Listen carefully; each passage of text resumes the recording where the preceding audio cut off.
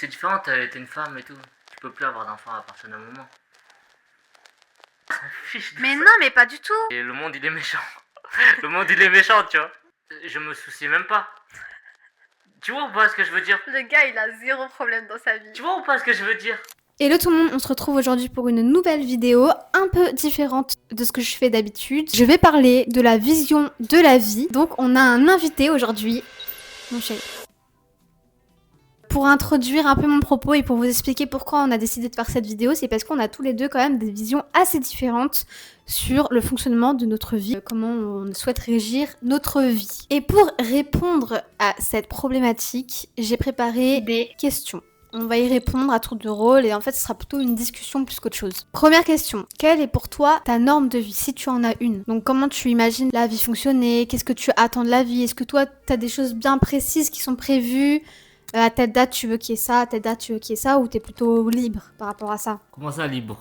Personnellement, pour t'aiguiller, pour cette première question de vie, en fait, elle est assez précise et c'est vrai que je me base peut-être un peu trop sur la société. C'est-à-dire que pour moi, j'ai envie de passer par le mariage pour ensuite avoir des enfants. Tu vois, pour moi, il n'y a aucune possibilité dans ma vie que j'ai des enfants avant le mariage ou que je ne me marie pas.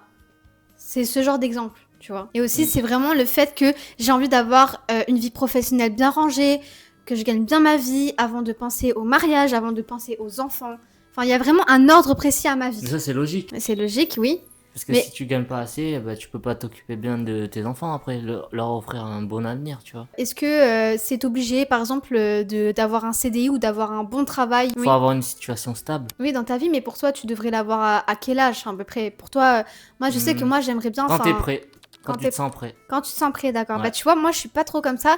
Je me dis que moi, si par exemple, à 30 ans, bah, j'ai pas de vie stable, etc., ça, c'est une angoisse pour moi. C'est une réelle Oui, parce angoisse. que t'as une date de péremption. Ah oui, parce que tu meurs à un moment donné, donc. Mais il pas faut toi. que- Toi, t'as pas de date de péremption?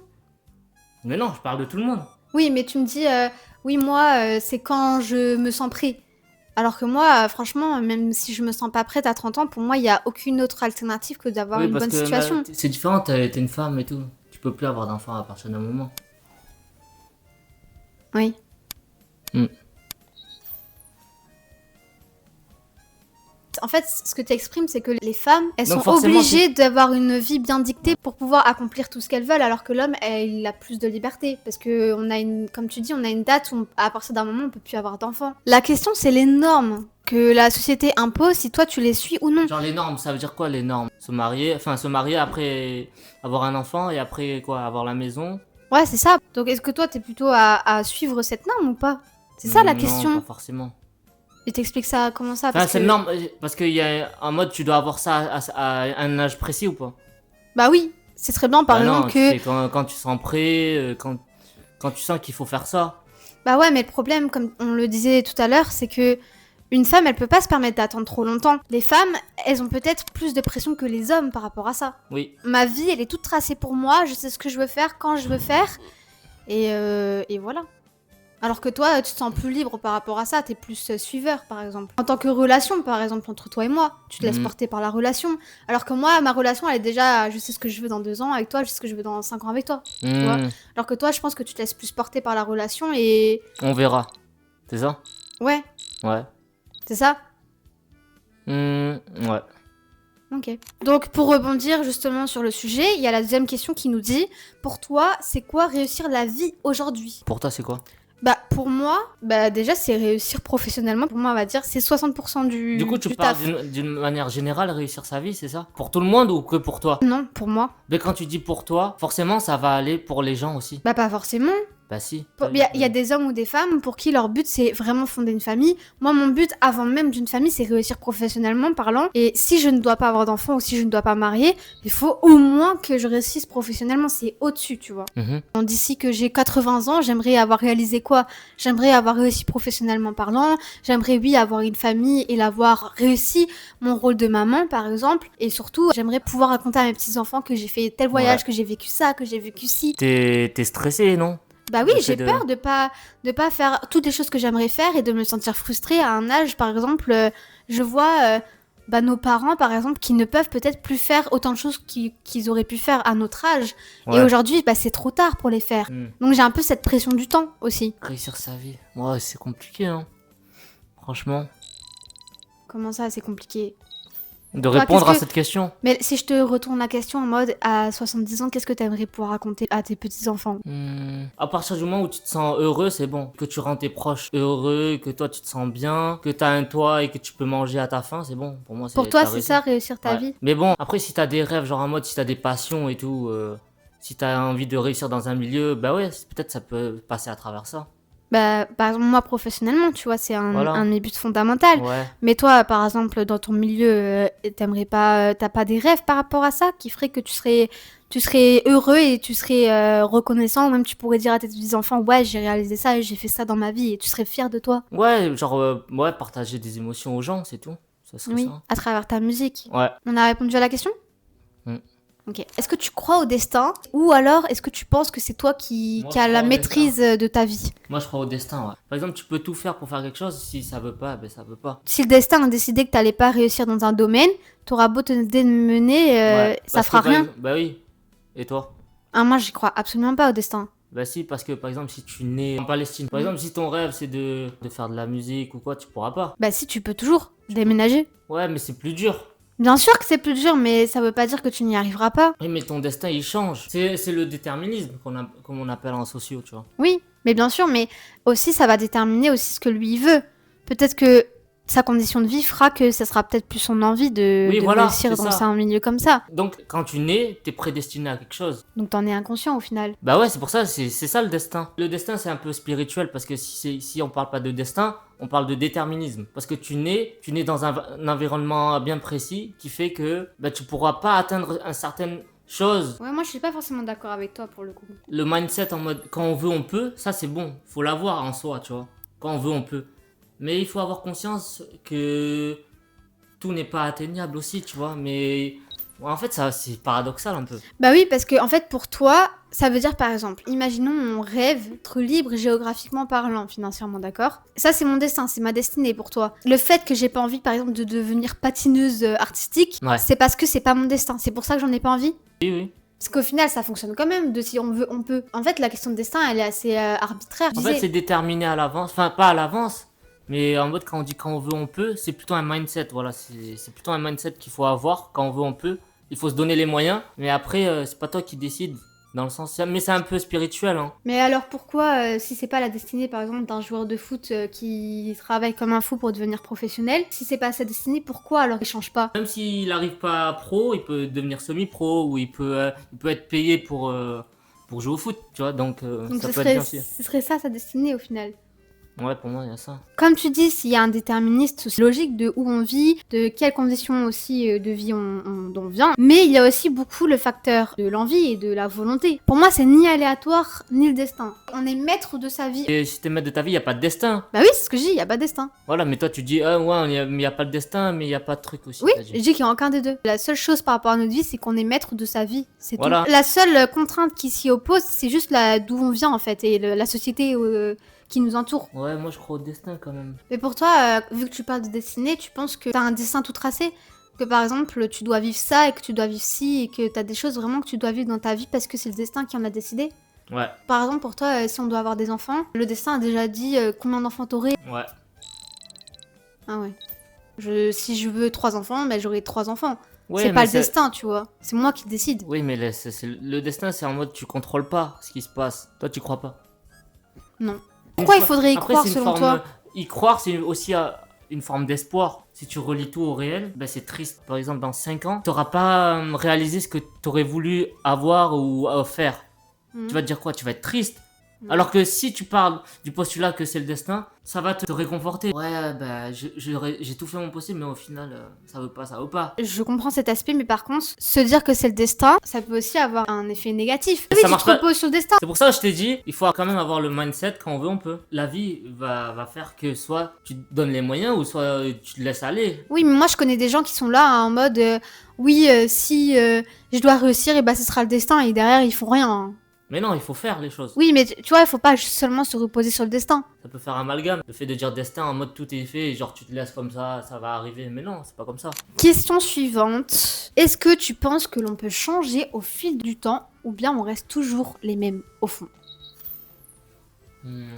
Oui, tu peux toujours évoluer, mais par exemple, entre 5 à 18 ans, tes plus gros traits vont se figer, enfin, ils vont s'écrire là. Mais après, tu peux toujours changer, oui. Pour moi, il n'y a pas un changement fondamental qui peut s'opérer. Pour moi, c'est plus une évolution parce qu'au final, tu resteras toujours le même au fond. Bah oui, Ta personnalité restera Oui, toujours la mais même. parce que moi, j'ai fait de la socio, ça veut dire que ton environnement va déterminer ta façon d'être un peu. Quelles sont pour toi tes évolutions possibles? Un changement de comportement? Pour toi, on peut changer de caractère? Est-ce qu'on peut changer de comportement? Non, le caractère et tout, il reste un peu figé. Tes plus gros traits de caractère, ils vont se définir à travers avec tes interactions, genre à l'école, avec tes parents, ton milieu familial, ça, il va beaucoup jouer. Donc pour toi, quelqu'un qui peut se montrer violent, par exemple, au lycée ou quoi que ce soit, et que c'est dans son caractère, il peut se montrer très vite colérique, ne peut pas changer? Ben si, il peut changer. Il faudra qu'il tombe sur une personne qui le fera changer. Par Mais exemple. pour toi, c'est possible de réellement réussir à faire changer quelqu'un? Moi, j'y crois pas. Mais oui, mais si c'est une personne colérique, qui pourrait ne plus être colérique? Ou juste il peut atténuer son caractère, peut-être? Bah, il peut enlever ce défaut-là à travers le temps, un travail sur lui-même. Faut qu'il ait les bonnes interactions pour changer.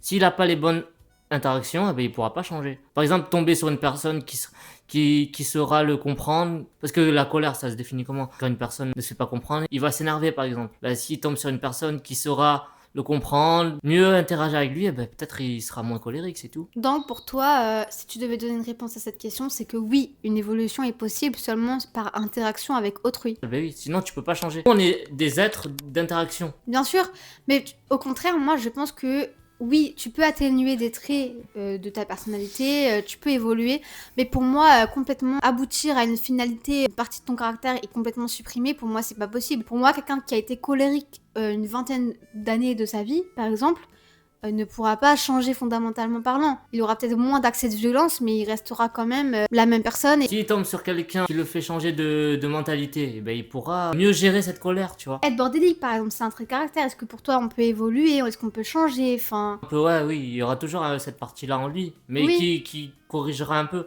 oui. Mais ça restera toujours en lui, ouais. Oui, voilà, c'est Mais ce ta que je vision de dis. vie, ça peut changer. La vision de vie, pour moi, elle a aucun rapport avec le Oui, le caractère. caractère. Moi, je parle vraiment des traits de caractère. Pour moi, c'est impossible de les changer. Ils peuvent les corriger, comme tu dis, ou les diminuer, mais ça restera un élément fondamental de leur on change personnalité, pas. tu Oui, vois. on est d'accord, c'est bon.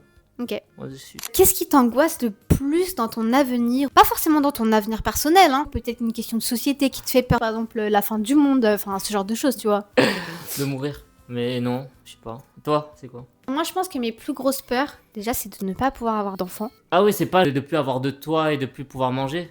Ma plus grosse peur, c'est ça, je pense, Oui, hein. évidemment, mais je pense que c'est une peur que tout le monde a. Bah. C'est un peu généralisé, ta peur. Moi, j'ai peur peut-être, au vu des événements liés au confinement, Covid, etc., que ça recommence et qu'on puisse plus voyager. On s'en fiche de Mais ça. non, mais pas du tout. Plus grande peur, c'est de devoir rester enfermé, je te jure, de me dire Reste que... enfermé, mais tu pourras toujours sortir dehors, te promener dans un parc. Oui, Aller, mais dans un parc, mais me dire que je peux pas découvrir le monde et découvrir des nouvelles cultures. On a tous la peur que du jour au lendemain, on puisse plus manger, on puisse plus dormir chez soi, qu'on ait plus de toit. Ça, c'est quelque chose d'universel. Mais non, sinon la plus grosse peur, c'est de perdre les êtres qui te sont chers, quoi. C'est ça, c'est tout. Bah, tu vois, même pas, je crois, moi. Cher. Mais pour moi, les pertes, comme tu dis, d'être cher, pour moi, c'est dans la catégorie des peurs vitales. Ah, ok. Pour moi, ça rentre pas dedans, parce qu'en fait, c'est la vie qui est comme ça. Les gens Mmh. meurent et c'est tout. Que la société vive qu'à travers le travail, quoi. En mode vivre pour des entreprises, voilà, c'est ma plus grande peur. Bah voilà, je pense que c'est bon. Moi, je sais qu'une de mes plus grandes peurs, comme je disais, oui, c'est d'être enfermée dans mon pays. Même si on est dans un très beau pays et que Tu vois, j'adore avec mon les pays. réseaux, maintenant, tu peux voir des choses, hein. Mais toi, ça te suffit? Tu veux pas t'imprégner d'une nouvelle culture? Enfin, moi, c'est un truc que je rêve de Culture, faire. tu t'imprègnes jamais d'une culture, hein. Quand tu vas dans un pays,